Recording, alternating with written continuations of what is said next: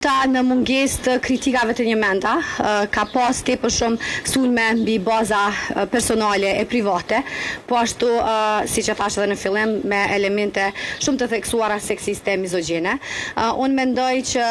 nëse hymë kështu në analizë të karakterit, pikrisht këta burra të cilët po shkrujnë për çdo ditë, e po ofendojnë për çdo ditë, kanë probleme vetë. Ata përfaqësojnë një mentalitet i cili është thellësisht patriarkal edhe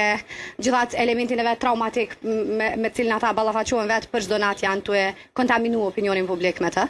Dhe treta, unë mendoj që kjo është një situatë e cila nuk është thjesht një luftë kundrejt Albulena Xhiut, kjo është një luftë kundrejt të gjitha grave, të cilat në të ardhmen synojnë pozicione të rëndësishme shtetërore. Pra, është jashtëzakonisht të rëndësishme të ketë parasysh se një gjuhë e tillë është e papranueshme,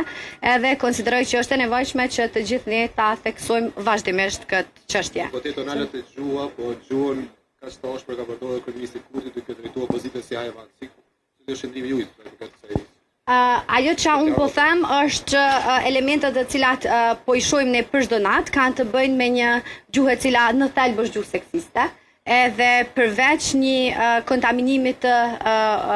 gjuhës e cila po përdoret në opinionin publik kundrejt grave, pra po them është dekurajuese shumë për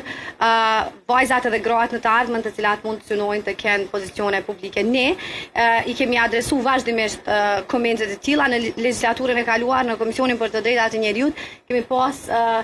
tepër shumë angazhim në këtë drejtim dhe mendoj që një punë e tillë duhet vazhdoj edhe ne nuk duhet me toleru asnjë moment një gjuhë të tillë në raport me një grua e cila apo e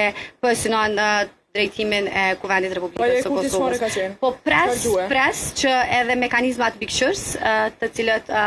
e kanë këtë rol të kenë adresimin e tyre në këtë drejtim.